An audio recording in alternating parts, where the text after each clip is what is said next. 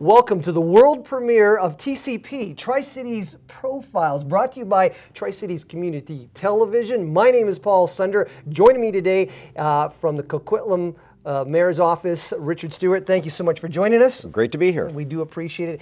Now, elections are just around the corner, and so I'm going to do my best not to make this about politics, more just about what's going on in the city of Coquitlam, what's happening, and so forth. So you've been mayor for 3 years now. That's right. All right, let's look back at the time in office. Enjoyable, fun. Have you accomplished what you've set out to do? It has been a real ride. We've done amazing work. I think council has been really focused on turning the corner on a number of issues, and I think we've accomplished a great deal. There's still some work that's like partly done. We're partway down a number of paths. We're really close on other paths.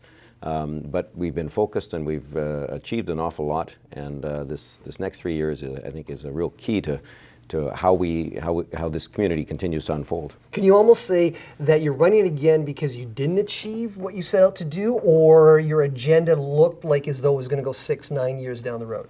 Well, it's one of these tasks that you can't do for one term. It's sort of, you get partway through a bunch of your initiatives. For example, we wanted to build a new library. We wanted to accomplish that.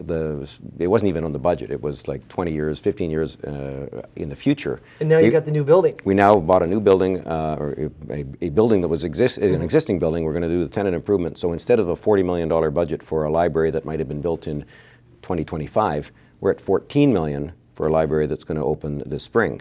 That really, it frees up the current library is undersized. We needed to do that, and so, but these are things that take longer than 1 year or 2 years. When it comes to municipal conversations, transportation is always at the forefront. Finish this sentence. The Evergreen Line is? About to be built. Okay, we've heard this, and we've been promised it, and we've been denied, and it's been hoodwinked, and this and that, and now there's some sort of sunshine on the horizon. Yeah, and it's one of the reasons I ran 3 years ago was the Evergreen Line had been promised since I was a young man with hair. I mean, I had a full head of hair, and really going back to it was just after, it was supposed to be the line built after the Expo line in 1986, 1987, 1988. And here we are 25 years later, and we've been a bridesmaid for all these years. And everyone knew it had to be the next line built, but it really required the focus to bring the parties together, bring the province in, bring the other communities in, and talk to the other mayors and identify what the stumbling blocks were. And we now have a vote on October 7th. It looks like we will finally have the funding mechanism, the framework in place to have a shovel in the ground. The province is ready. The province has stepped up to the plate and given funded the extra gap, and we're left now with the $400 million local commitment and an opportunity to start negotiating with the province about better tools rather than just going to the taxpayer for these kinds of massive infrastructure. I want better tools. I want to be able to use land development revenues to help fund infrastructure in the future so that the next line isn't grabbing inside the pockets of taxpayers, but rather it's an opportunity to use the lift. When we build SkyTrain, the property values around it go up. Let's grab some of those property value increases and put them into transit. And maybe because of that, if you can implement that, it won't take so long the next time. Absolutely. Do you know what I mean? Like this has got to be expedited the next time around much quicker. And that's it. I mean, we built the city center as a transit-oriented community, and there's no transit yet. Right. It should have been to transit almost first, because transit can be used to shape a community. Right now, we react to growth, and we go build transit because that's where the growth was. That creates a really impossible structure and a really much more expensive. Building the line before the growth allows the growth to center around stations, and we end up with a livable region, which is everyone's focus. We here at Tri-Cities Community Television had a little fun with the mayors when it came to the Bear Aware campaign and program that you guys put in place. First of all, very important that the campaign existed because, absolutely. Obviously people's lives are at stake. You, on the other hand, kind of put your public image to the side. You were a little self-deprecating. You took part in the Mayor Aware program that we had. It was a lot of fun. Have you been around the community? Has anybody kind of poked you and said, hey, wait a minute? Absolutely. In fact, we had some people just this morning comment about it because they loved it. I mean, they thought, how do you get the message out? The message is, please keep the food from the bears, because if we give food to bears, we kill bears. That's how it works, right. Because the bears get accustomed to our food. So how do we get that message out? We try to use humor. We try to use any method we can. And I thought the program was incredibly funny. It was pretty good, actually. And it reminded me of Saturday Night Live. It was all back to those skits. It was fun. Yeah, and I'm glad we were able to do it. And I hope the message gets there that the smelly garbage is something we have to keep away from bears. Right. And mayors, for that matter. Well, we do what we can. Municipal elections just around the corner, as I mentioned earlier.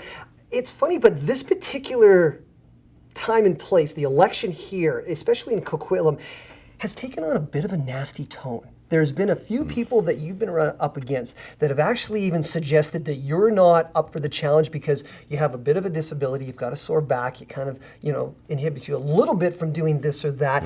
They've even gone as far as saying that you haven't shown up for meetings, that you have kind of given up your chair to chair meetings. But if you look at it from the other side of the lens, you could almost say that's a strength of yours, that you have the security within to say, look, I can delegate, and I don't mind other people getting involved in the process.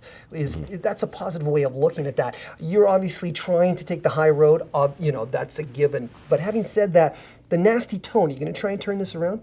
Well, I wish the nasty tone were focused instead on the issues, because there's no question. We need to move the city forward. Tell me where you stand, not argue about how long I can sit, because I have a back injury from a car accident 8 years ago. We've come an awful long way, and I work 14-hour days, 16-hour days, 7 days a week. No one would argue that I'm not doing my work, but the challenge was the suggestion that if I can't sit, in fact, when I'm standing in a meeting, I quite often hand the chair off to somebody, and they chair the meeting from a chair. That to me, that's council. Every member of council has accepted that, and so I was disappointed that it took that turn. I'm hoping that we can get back to issues. The upside for me, at least, is that I continue to beat you at tennis. So we'll carry word on that. Now don't challenge me to a swim. Okay, Ottawa and Victoria are in a bit of a tug of war right now over the RCMP. Coquitlam employs RCMP officers. What's your thoughts? We love our RCMP, our frontline workers, the local detachment structure, those detachment control and command. Our challenge has been in British Columbia, the Ottawa, the RCMP in Ottawa, as well as the federal government relationship. We need to renegotiate this relationship so that we can control costs a little bit better. And as a city, our job is to be as fiscally responsible with every dollar we have. And the RCMP contract is one that we have real trouble controlling costs. We have trouble controlling manning. We have troubles with some of the decisions that are made that really affect our residents. Right. So that negotiation has been going on for 2 years. Unfortunately, the minister did say a couple of weeks ago, take it or leave it. And I'll tell you, it is an enormous cost. It's our biggest contract with anybody, and take it or leave it doesn't cut it. Yeah, it's surprising. I'm like, wow. So I always believe that by sitting down, we can talk things out, we can work it out, but we have to do it from the point of view that everyone's going to cooperate. Okay. And we got a commitment from the minister, from Minister Moore the other day, that no, we're going to make sure that this is a cooperative environment. I think there's an answer there. Good. We'll get you out on this one here. You and I have one thing in common. We're both lacrosse fans. I've seen you at the Coquitlam Adnac games. This is their worst season in a long time. The first time in 15 years they failed to make the playoffs. Did you make it out to any games? Absolutely. Yeah. Lacrosse is a great sport. We have a lot of fans in our community that love lacrosse. They certainly love the Expressor back in town now with the new arena.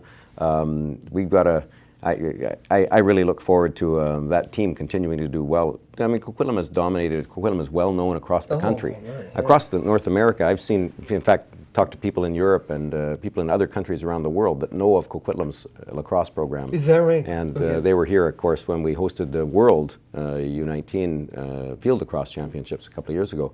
That was an amazing event. Lacrosse is a big thing in our community, and I know our city loves it. Yeah, it's a lot of fun.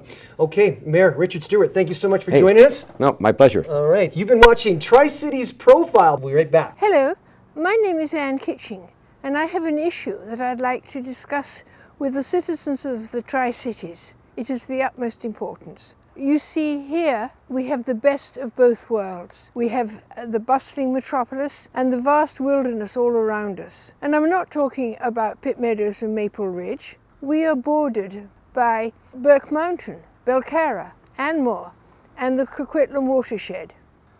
But there's a price to pay for living in the best of both worlds.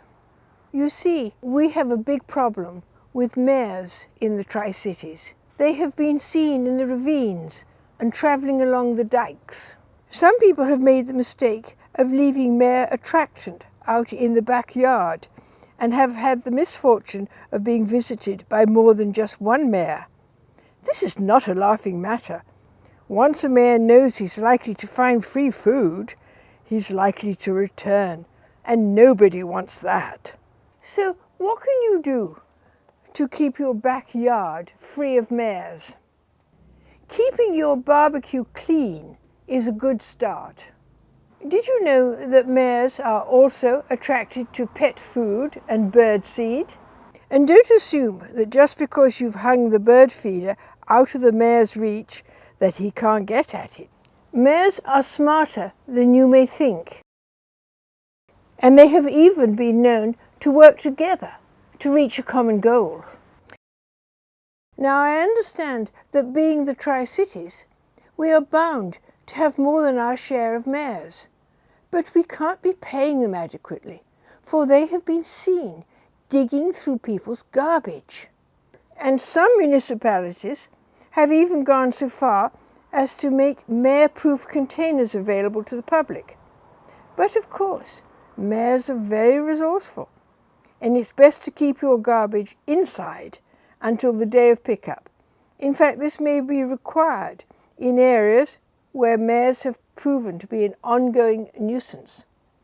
We should keep in mind that we are living in the mares' backyards, not the other way round, and there is no such thing as a bad mare, just one that has become used to the free lunch due to circumstances beyond his control. Anne, are you sure you're not thinking of bears? Never mind. Tri-Cities Community Television wishes it to be known that we are not actually aware of any circumstances under which any of the mayors of the Tri-Cities, past or present, have actually been known to be found digging through people's garbage, or indeed trespassing in people's backyards. It should also be noted that the information provided in this video is applicable to bears, rather than mares. For more information on keeping bears out of your backyard, go to bearaware.bc.ca. No mares were harmed in the making of this video.